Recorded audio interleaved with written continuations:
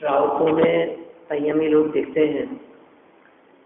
वे संयमी लोग मुनिराजों से अच्छे हैं। सभी मुनिराजों से अच्छे नहीं, मुनिराज तो अच्छे होते ही है। मुनिराज तो महान होते हैं। मुनिराज तो अपने आप में एक चलते फिरते सिद्ध परमात्मा है, भगवान है। मानो सिद्ध दशा उनके नजदीक है, अल्पकाल में मुक्ति प्राप्त करने वाले हैं। इसलिए सिद्धों की तलैजी में खड़े हैं मुनिराज। माने ऐसे मुनिराजों के बारे में क्या बात कही जाए। लेकिन फिर भी जो बाहर में मुनि पद अंगीकार करके भी, बाहर में मुनि रूप अवस्था अंगीकार करने के बावजूद भी अंदर में विकार से युक्त हैं, या बाहर में नग्न दिगंबर दशा होने पर भी प्रवृत्ति उनकी ऐसी दिखाई देती है कि वे रात्रि काल में नगर के समीप आकर रहने लगे हैं। रात्रि काल में देखो आप, वो भी गाँव के समीप, गाँव नगरों के समीप आ गए हो, गिरी कंदर आदि छोड़कर, वन आदि को छोड़कर, सूने निर्जन स्थान को छोड़कर, जो भयभीत होकर क्रूर पशुओं के भय से गाँव के नजदीक आकर के रहने लग गए हो, उनके लिए कह रहे हैं कि वो बड़ा दोष है, सामान्य दोष नहीं है वो। इसलिए मुनिराजों को तो निर्जन स्थानों में ही रहना योग्य है। पेज नंबर 190 पर ये सारी पंक्तियां अपने कल पढ़ी थी। 198 नंबर श्लोक में भी इसी तरह की बात कही थी कि गृहस्थ अवस्था में तो स्व स्त्री का सेवन होता है, और जो मुनि होकर के भी घर गृहस्थी छोड़ करके भी आहार चर्या विहार आदि के दौरान स्त्रियों को देखकर अंदर से विकार से युक्त होते हो, उनकी स्वरूप संपदा लुट गई है। वे श्रावकों से श्रेष्ठ नहीं है, वे श्रावकों से भी मानो हीन हो गए हो। इसलिए शरीर और स्त्रियों से राग छोड़ने की यहाँ प्रेरणा दे रहे हैं। 191 नंबर पेज है। और इस शरीर के कारण तू स्त्री का अनुरागी होकर दुखी होता है। क्या कह रहे हैं? स्त्री के का अनुरागी होकर दुखी क्यों होता है? तो शरीर के कारण। परंतु ये शरीर तेरे साथ एक कदम भी नहीं जाता। शरीर तेरे साथ जाता ही नहीं एक कदम भी। इसलिए तू शरीर आदि के स्नेह छोड़। यह बात आगामी संघ में कहते हैं। मंदाक्रांत का चलता ब्रह्म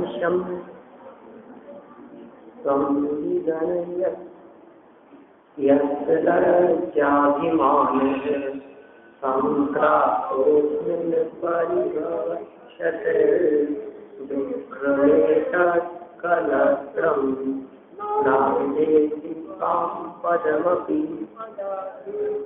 गन्धोऽस्ति भूयः सत्यं कालो यदि मतिमानः शीघ्रेण से वंचित हो त्यागी क्या अल्पभिमान भवभोगे दुख पारे नारी के कारण टूटे जान। यह सभी नारी चाहे एक कदम भी बेटा बुद्धिमान मत करो इस नारी के साथ। क्या कह रहे हैं अर्थ?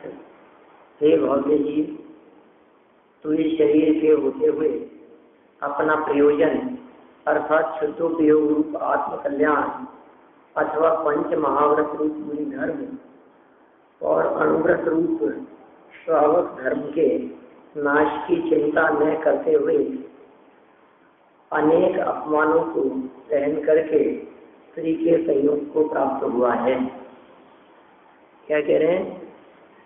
शरीर के होते हुए अपना प्रयोजन भूल गया, अपने प्रयोजन की चिंता नहीं करी, धर्म के नाश की परवाह नहीं करी, आत्म कल्याण की भावना नहीं रखी, शुद्धोपयोग रूप जो वास्तविक धर्म था, या महाव्रत रूप जो मुनि धर्म, या श्रावक रूप जो धर्म था, अनुव्रत रूप जो श्रावक धर्म था, उसकी चिंता नहीं करी और अपमानों को सहन करके, पीछे ऊपर शब्द दिया ना निर्लज्ज, त्यागी लज्जा, ये त्यागी लज्जा शब्द का जो प्रयोग किया है लज्जा के त्याग के अर्थ में है, त्यागियों की बात नहीं है। लज्जा को त्याग कर ऐसा शर्म इसमें छोड़ दी है ऐसा। हाँ, इस स्त्री का संबंध ही तुझे महादुख का कारण है। अरे तूने लज्जा और अभिमान को छोड़ दिया है।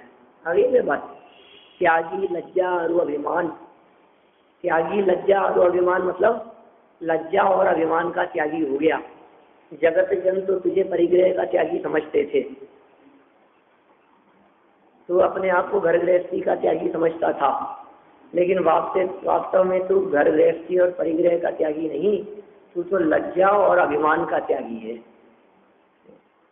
यहाँ अभिमान का अर्थ गर्व नहीं है, बल्कि याचना वृत्ति का त्याग है अभिमान का अर्थ।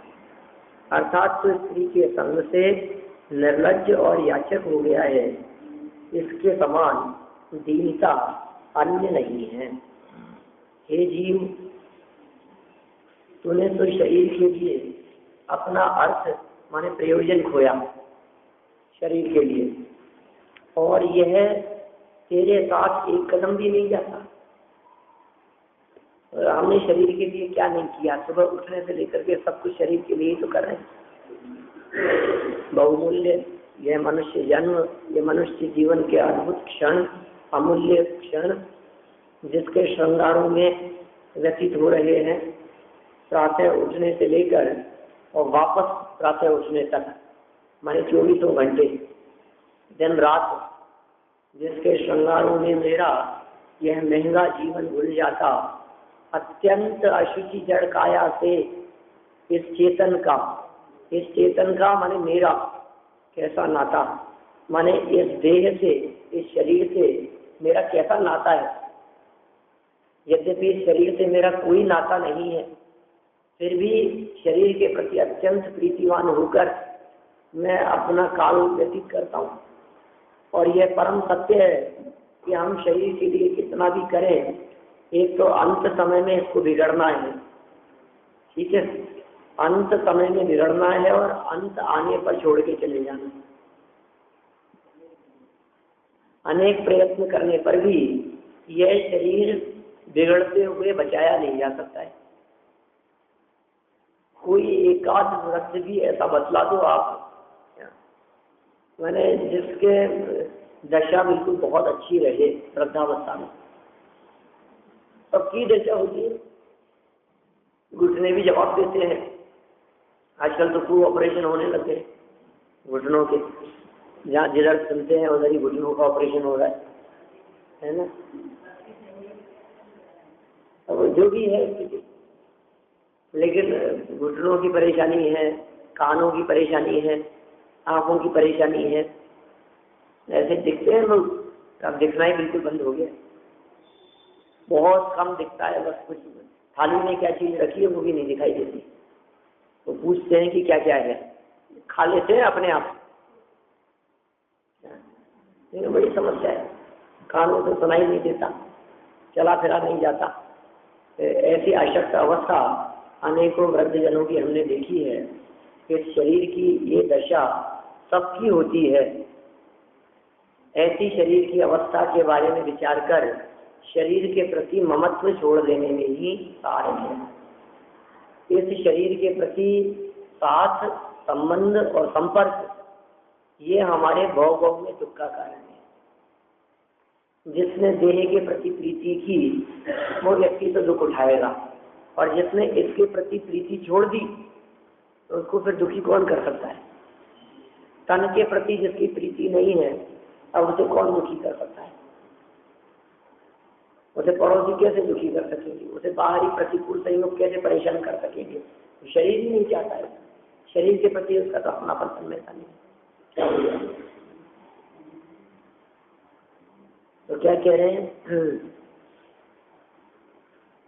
कि ये तेरे साथ एक कदम भी नहीं जाता, तो इसके लिए कहाँ से कहाँ दौड़ता रहता है, ठीक है नहीं, ये तेरे साथ भी नहीं जाता, इसलिए अतः तू इससे बारंबार प्रीति करके क्यों डगा रहा है,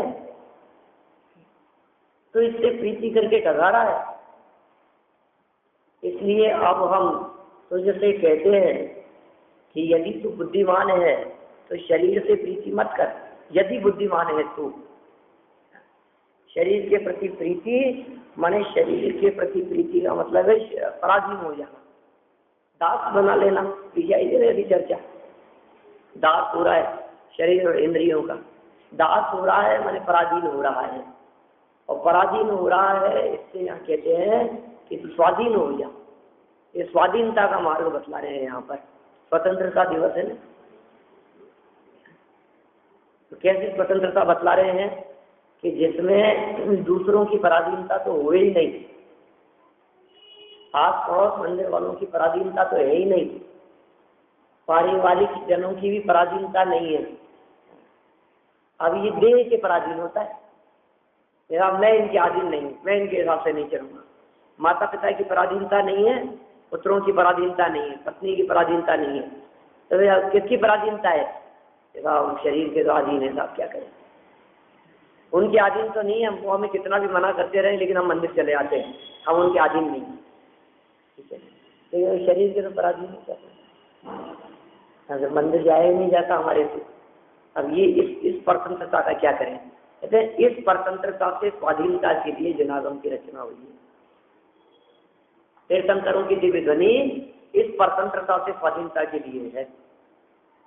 देश की स्वाधीनता से मतलब नहीं है, ठीक है ना, लेकिन देश स्वाधीन होगा तो ये स्वाधीनता काम आएगी, ये स्वाधीनता में बाधा नहीं होगी।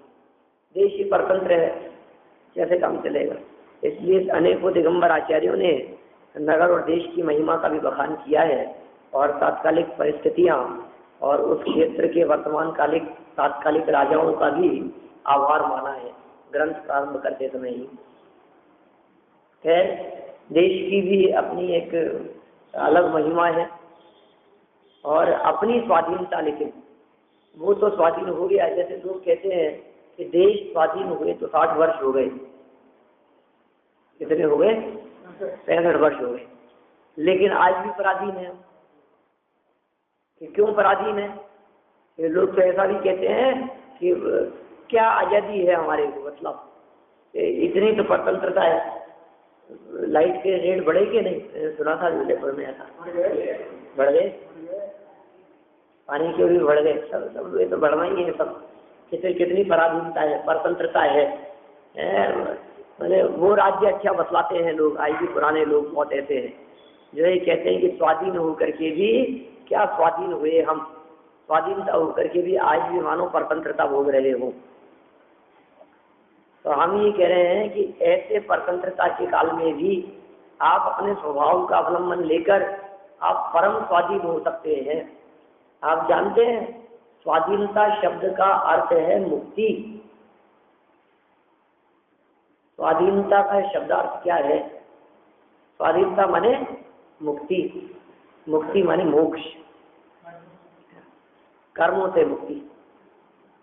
कर्म विप्र मोक्षो मोक्ष है, स्वामी आचार्य देव। समस्त कर्मों से जहाँ मुक्ति हो जाए, देह से जहाँ मुक्ति हो जाए, संसार से जहाँ मुक्त हो जाए, सदा के लिए जहाँ स्वाधीनता हो जाए, हमें ऐसी स्वाधीनता चाहिए जिस स्वाधीनता के बाद में परतंत्रता का काम न हो।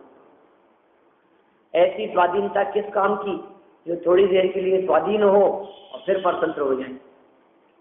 ऐसी स्वाधीनता किस काम की? कि जिस स्वाधीनता में भी परतंत्रता का उपभोग हो। तो फिर कैसी स्वाधीनता चाहिए? हमें ऐसी स्वाधीनता चाहिए जहाँ पे रही है अनंत काल यथा तथा शिव परिणय। ऐसी सिद्धों जैसी स्वाधीनता चाहिए। फिर किसी की पराधीनता नहीं है, फिर कर्म ही नहीं है, फिर देह भी नहीं है, फिर भोजन आदि की पराधीनता नहीं है। तो कब होगा ऐसी स्वाधीनता? कब मिलेगी? तो उसका मार्ग ये बतला रहे हैं कि तू देख पहले, तू जिसके लिए मरे जा रहा है वो तेरे लिए क्या करता है। ऐसा होता है ना, लोक में भी अपन सोचते हैं हमने इनके लिए इतना किया लेकिन इन्होंने आज तक कभी हमारा साथ नहीं दिया। तो जिसने आज तक कभी तुम्हारा साथ तो नहीं दिया, चलो कोई बात नहीं, लेकिन हमारा अहित किया। अब कौन ऐसा समझदार होगा जो फिर भी उनका सहयोग करता रहे? जैसे मूर्खों की बात है। शरीर ने हमारा क्या साथ दिया आज तक? क्या किया? कुछ भी नहीं किया। और इस शरीर की तन्मयता के कारण मैं दुखी होता रहा। जहाँ देखो वहां शरीर के कारण परेशान रहा।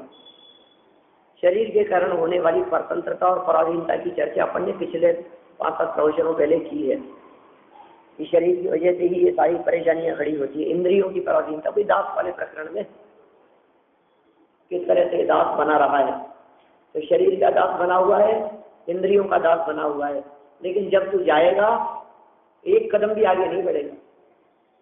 तो बता, जब तू जा रहा था तो कुछ छोड़ने के लिए दरवाजे तक भी आया था क्या? तो कहते हैं ना कि तेरे प्रति यदि थोड़ी बहुत भी इसको प्रीति होती तो तू इतने दिन यहाँ रहा, जिसके घर में रहा, थोड़ी बहुत भी उसे प्रीति होती तो जब तू घर छोड़ करके जा रहा था तो थोड़ा बहुत तो तेरे को छोड़ने के लिए बाहर आता, घर के नीचे नहीं उतरता, घर के दरवाजे तक तो आता। क्या आप जा रहे हो, अच्छा नहीं लग रहा है, ऐसा होता है ना।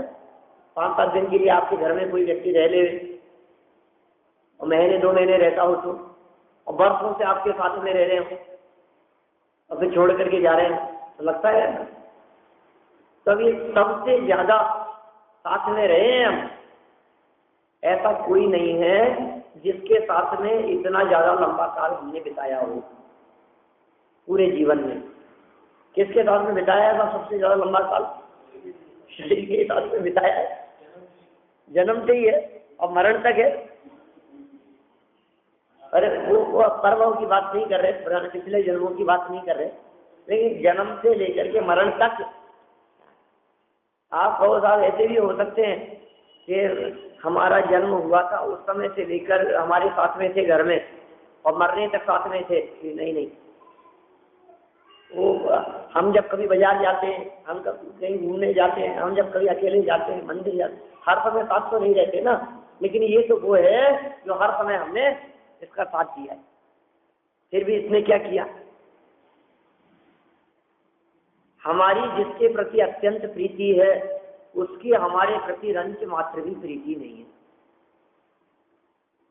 ये दोनों तरफा हो तो ठीक रहता है, ठीक है। और एक ही तरफा यदि प्रीति रहेगी तो ये दुखी बना रहेगा। धोखा ही है, भ्रम है, वो जानता ही नहीं है, पहचानता ही नहीं है हमारे को।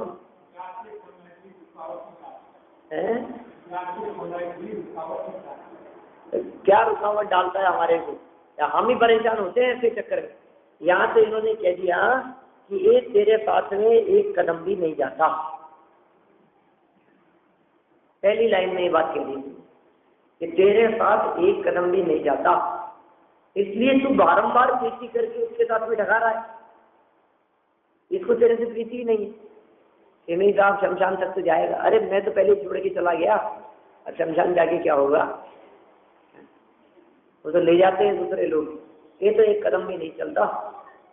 इसलिए अब हम तुझसे कहते हैं कि तू बुद्धिमान है भैया, इस शरीर से प्रीति मत कर। देखिए भावार्थ कहते हैं इसका, क्या बात कह रहे हैं भावार्थ? तू तो अनेक प्रकार से शरीर का पोषण करता है। क्या कह रहे हैं? अनेक प्रकार से शरीर का पोषण करता है और इसके संग से स्त्री का अनुरागी होकर निर्लज्ज और दीन हो रहा है, परवाह नहीं करता है, जगत जनों की परवाह नहीं करता है।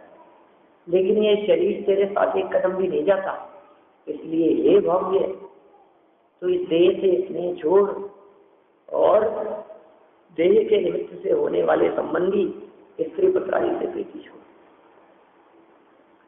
तन से जिसका एक नहीं हो शुद्ध प्रिय मित्रों से कैसे? शरीर से जिसका एक पना नहीं है, अपना पना नहीं है, उसका अन्य से संबंध कैसे हो सकता है? इसलिए देह के नेह की त्याग कर रहे हैं, त्याग की बात कर रहे हैं, ठीक है ना।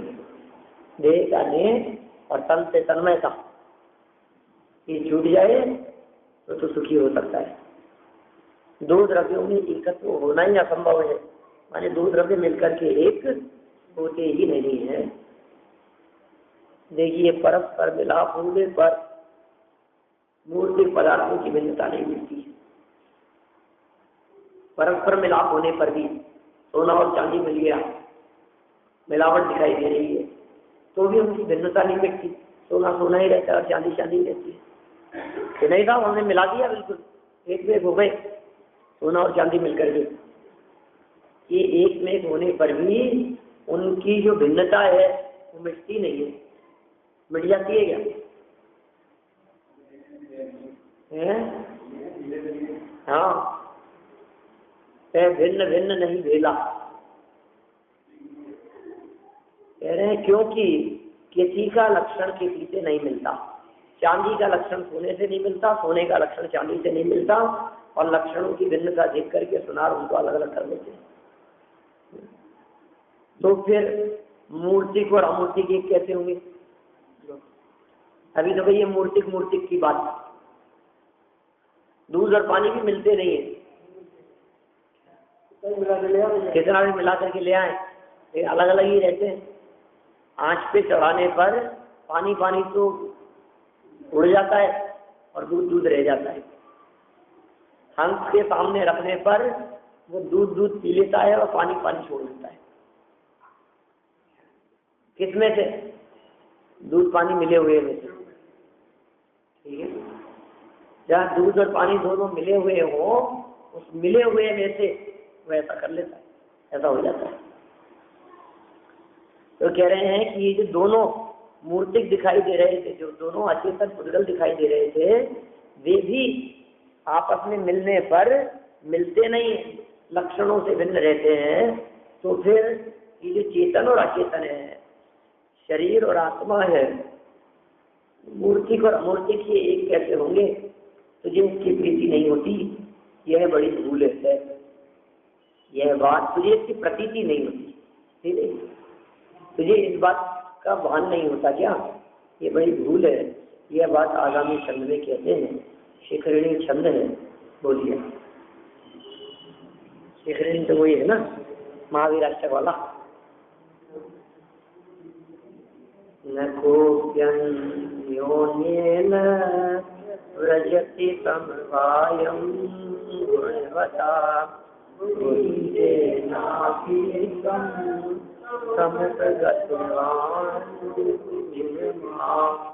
न ते रूपं तेया व्रजति तेषां रतवती ततच्छेदो देजो भवति बहुदुःखे भवद्वने। कोई जग की अन्य जग से प्राप्त नहीं करता कर्मवश देहादि दुखी से तू कर राम। यह तेरा रूप नहीं है, तू इसमें आसक्तमती अगर हुआ तू भगवत नीचे जग से बहुत दुखी। कोई भी द्रव्य अन्य द्रव्य को प्राप्त करता ही नहीं, एकत्व होता ही नहीं। दो द्रव्य कभी मिलते ही नहीं, दो वस्तुओं में एकत्वपना कभी होता ही नहीं। ये त्रिकाल नियम है, ये शाश्वत नियम है, माने इसमें कहीं कोई गुंजाइश नहीं है किसी भी प्रकार की। माने दो द्रव्य का मतलब दो वस्तु है, द्रव्य माने वस्तु, पदार्थ। मूल पदार्थ 6 है इस दुनिया में। एक जीव है, दूसरा उद्गल, एक धर्म, एक अधर्म, एक आकाश और एक काल। 6 द्रव्य हैं, ठीक है ना। जीव, उद्गल, धर्म, अधर्म, आकाश और काल। तो जीव कौन है? हम जीव हैं। और पुद्गल क्या है कि जो आंखों से दिखाई देता है, वो सब पुद्गल है। जो कुछ भी दिखाई देता है, माने जिसमें स्पर्श, रस, गंध और वर्ण ये सब पाए जाते हैं, वो क्या है? उसे पुद्गल कहते हैं। अरे स्पर्श और गंध वर्ण जिसमें पाए जाए वो पुद्गल है। और धर्म किसका नाम है? पूजन करना। छह द्रव्यों की खबर होनी चाहिए भाई, ऐसे कैसे चलेगा काम? धर्म किसे कहते हैं? जो जीव और पुद्गलों को चलने में सहयोगी हो, सहायता करे, ऐसा एक अमूर्तिक द्रव्य है, एक अमूर्तिक पदार्थ है जो हमें आंखों से दिखाई नहीं देता है, जो संपूर्ण लोक में व्याप्त है, फैला हुआ है, उसे धर्म द्रव्य या धर्मास्थी काय कहते हैं। यहाँ पुण्य पाप धर्म धर्म से मतलब नहीं है। धर्म द्रव्य याद रहेगा, किसे कहेंगे?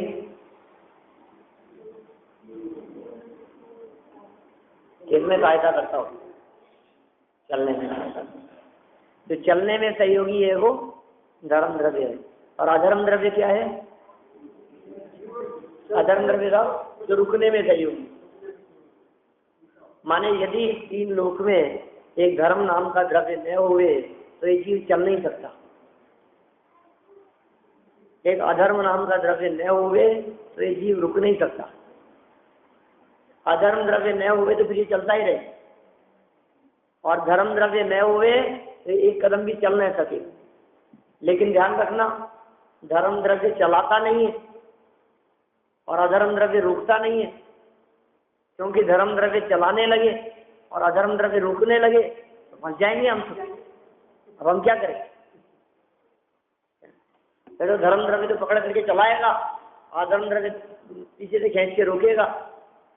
अब न तो हम चल पाएंगे न रुक पाएंगे, और कदाचित दोनों में समझौता कर ले रहे हैं। कहे 1 सेकंड चल, फिर 1 सेकंड रुक, फिर तो घोड़ी जैसे हो जाएगा, है ना, जिसके आगे नाचना पड़ता था। पता है ना आप लोग, बच्चे लोग तो जानते होंगे सब, बारात की घोड़ी, वही तो नहीं सुना? सब जानते हैं। ये तो बहुत पुराना चुटकुला है। माने उसको टांगे में लगा दिया गया था, पहले बतला दिया, नहीं तो सवारी बैठी और थोड़े समय आगे चले और फिर रुक जाए, फिर टांगे वाला उतर करके उस घोड़ी के आगे जाकर के थोड़ा बहुत नाचे और फिर आकर के चलाए, फिर थोड़ी दूर आगे चले, फिर उतर करके उसके नीचे जाकर के नाचे। ये क्या परेशानी है भैया? क्या क्या चलता है कि भैया ये बारात की घोड़ी है जो गलती से आज टांगे में लगा दी गई है। ये जब तक नाच नहीं देखती है, थोड़ा सा आगे नहीं बढ़ती है, तब तक चलती नहीं है। फिर थोड़ी सी चलती है, फिर ये नाच देखेगी, फिर चलेगी। धर्म अधर्म द्रव्य यदि ऐसा करने लगी फिर ऐसी समस्या हो जाएगी कि 2 सेकंड चलेगा, फिर 2 सेकंड रुकेगा, फिर 2 सेकंड चलेगा, फिर 2 सेकंड रुकेगा। कितनी बड़ी समस्या खड़ी हो जाएगी। है, ऐसा होता ही नहीं। तो फिर क्या है? धर्म चलाता हो और अधर्म रोकता हो, ऐसा नहीं है। तो कैसा है कि जो स्वयं चले उसमें सहायक धर्म द्रव्य, जो स्वयं रुके उसमें सहायक अधर्म द्रव्य। इसके लिए शास्त्रों में बहुत प्रसिद्ध उदाहरण दिए हैं। जिस तरह से मछली को गमन करने के लिए, चलने के लिए पानी सहयोगी है। पानी मछली को चलाता नहीं है, लेकिन मछली बिना पानी के चलती नहीं है। बाहर निकालो मर जाएगी, सब बच्चे बोलते हैं, छोटे छोटे बच्चे, मछली जल की रानी है। माने वो पानी में रहती है तो चलती है, चल सकती है, लेकिन चलना चाहे तो, रुकना चाहे तो रुक भी सकती है। जिस तरह से मछली को चलने में पानी सहयोगी है। एक और उदाहरण, ट्रेन को चलने में पटरियां सहयोगी है। लेकिन पटरियां ट्रेन को चलाती है? नहीं चलाती है। तो बिना पटरी के ट्रेन चल सकती है? बिना पटरी के चल नहीं सकती, और पटरियां ट्रेन को चलाती नहीं है। हाँ, लेकिन जब जब ट्रेन चले तो पटरी का सहयोग होगा। ठीक है, इसी तरह से धर्म द्रव्य का सहयोग, जब चलेंगे तो सहयोग होगा, नहीं चलेंगे तो सहयोग नहीं होगा। रुकने में कौन सहयोगी है? कि अधर्म द्रव्य सहयोगी है।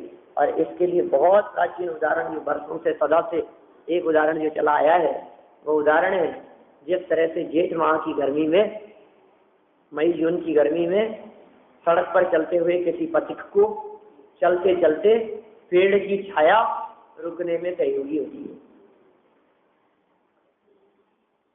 माने वो चल रहा है और चलते चलते ही बहुत तेज धूप थी, बीच में कोई पेड़ आ गया और छाया मिल गई, तो क्या करता है ये? पेड़ ने रोका नहीं है उसको, छाया ने रोका नहीं है, रुका तो खुद ही है। ठीक है, ये रुके तो रुकने के लिए वो सहयोगी है, और न रुके कोई बात नहीं। चलने में सहयोगी कौन सा द्रव्य? धर्म द्रव्य। और रुकने में सहयोगी कौन सा द्रव्य? अधर्म द्रव्य। कितने हो गए अभी तक? कौन कौन से?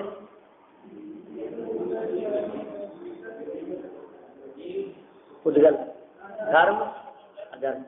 अब पांचवा है आकाश। आकाश क्या है? आकाश तो साहब यहाँ से दिखता नहीं, इधर से दिख रहा है जो सामने खिड़की में बाहर ना, ऐसा नहीं, ये आकाश। सब द्रव्य जिसमें रहते हो, सकल द्रव्य को वास जात में सो आकाश पहचानो, शेरालाकार दौलत राम जी की पंक्ति है। माने आकाश वो नहीं है जो बाहर ऊपर नीला दिखाई देता है, ठीक है ना? क्यों नहीं है बोलो? जो नीला दिखाई दे रहा है वो आकाश क्यों नहीं है, बता सकते हो? क्यों है पुद्गल? क्यों नहीं वो दिख रहा है? ठीक है ना, बात भी समझ में आ रही है क्या बात? माने वो क्या है, वो दिख रहा है ना, तो जो भी दिखता है वो पुद्गल होता है। ये मैं पूछ रहा हूँ, ये कौन सा द्रव्य है? पुद्गल। और घड़ी कौन सा द्रव्य है? रुकी हुई नहीं, चलती हुई। चलती हुई, ठीक है ना। गाड़ी कौन सा द्रव्य है? चल रही हो तो भी और खड़ी हो तो भी। यहाँ जिसमें स्पर्श हो, जिसे छुआ जा सके, जिसमें गंध हो, भले हम पकड़ नहीं पाए लेकिन गंध है उसमें, ठीक है ना। जिसमें वर्ण हो, माने जो दिखाई दे, ठीक है ना। जिसमें रस हो, माने जिसका कोई ना कोई स्वाद हो। स्पर्श, रस, गंध, वर्ण, इन चारों में से एक भी जो है, होते तो चारों ही है, जहाँ एक है वहाँ चारों है, वो सब क्या होगा? पुद्गल होगा। वो जो दिखाई दे रहा है, तो कलर दिख रहा है ना, तो जो कलर दिखाई दे रहा है वो सब पुद्गल है, पुद्गल के परमाणु है। वो आकाश है ही नहीं, पुद्गलों का समुदाय है, बादल है, ठीक है। तो जो है वो पुद्गल दिख रहा है। जो चलने में सहयोगी होगा वो धर्म द्रव्य, जो रुकने में सहयोगी होगा वो अधर्म द्रव्य। और फिर आकाश क्या चीज है? तो कहा आकाश अमूर्तिक है। अमूर्तिक माने न दिखाई देने का। तो कौन सा, कैसा हुआ है आकाश? ऐसा स्वरूप क्या है कि भाई सारे ही द्रव्य जिसमें रहते हो वो आकाश द्रव्य है। सब द्रव्य रहते हैं जिसमें, उसे आकाश द्रव्य कहते हैं।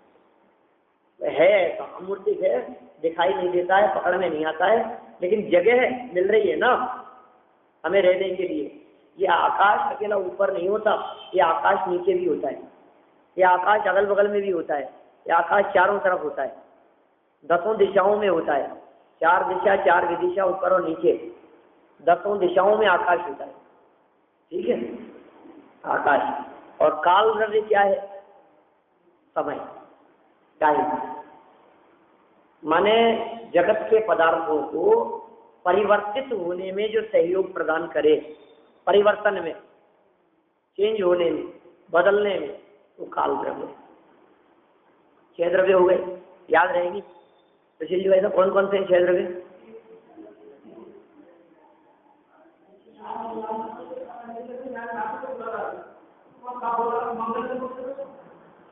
तो कहीं नहीं पहुंचा, वो इस श्लोक में ही था।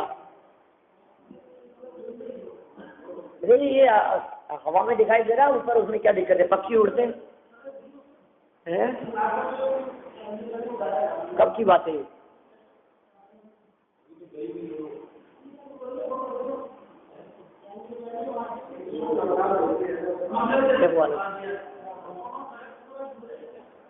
अच्छा है क्या उसकी न्यूज़पेपर में कठिन कुछ?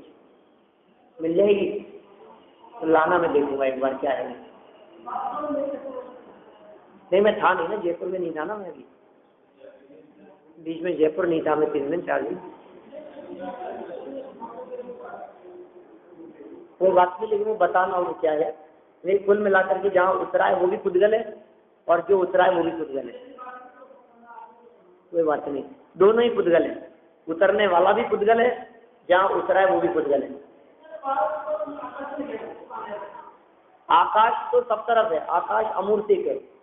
आकाश बहुत बड़ा क्षेत्र है, माने आकाश से बड़ा कोई द्रव्य नहीं है, ठीक है ना। सब जगह बाकी जो भी है, अरे मर करके भी स्वर्ग में भी चला जाए तो भी वो आकाश नहीं है, ठीक है ना। जगह है, मतलब आकाश नहीं है, मतलब वो आकाश तो सब जगह ही है। ऐसा भी कैसे कहें अपन कि आकाश नहीं है, आकाश तो सभी जगह है ना। आकाश कहाँ नहीं है, हम लोग आकाश में हैं या नहीं, हम लोग भी आकाश में हैं। दुनिया में ऐसी कोई चीज नहीं है जो आकाश में नहीं हो। आकाश में नहीं है तो फिर हम पूछते हैं कहाँ है, जहाँ है वही आकाश।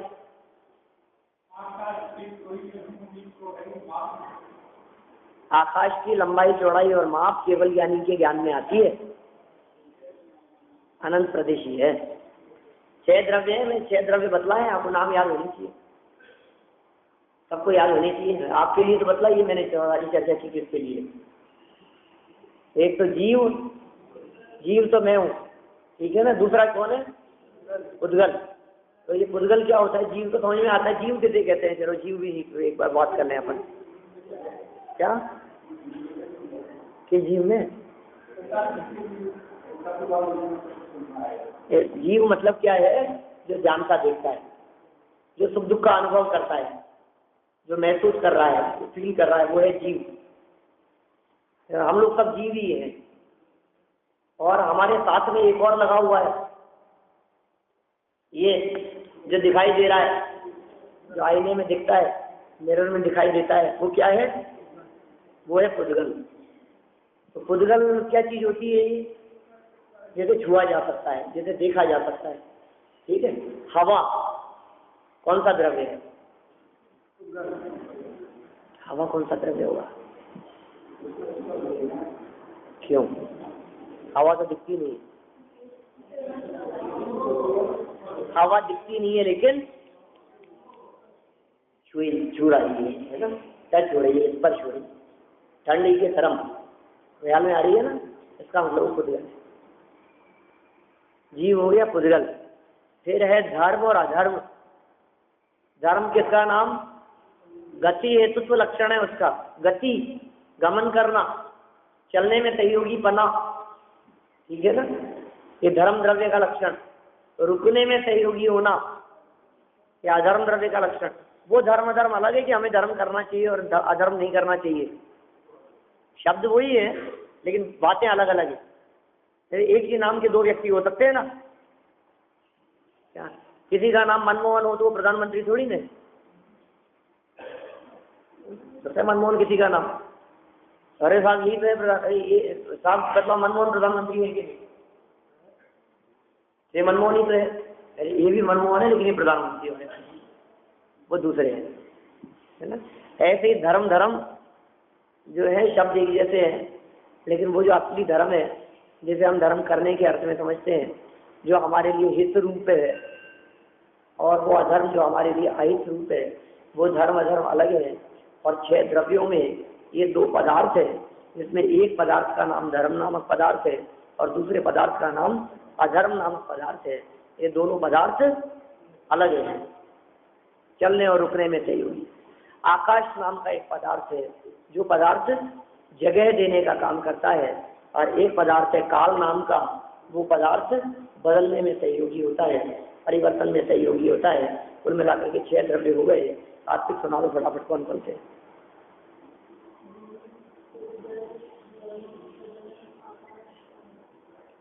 बहुत अच्छा, जीव पुद्गल धर्म अधर्म आकाश और काल, ये 6 द्रव्य हैं। दुनिया में 6 के अलावा कोई 7वीं चीज नहीं है, पूरी दुनिया में छह के अलावा कोई सातवीं वस्तु होती ही नहीं है। या तो जीव होंगे, वो कितने हैं कि अनंत है, कि पुद्गल कितने हैं वो अनंत अनंत है।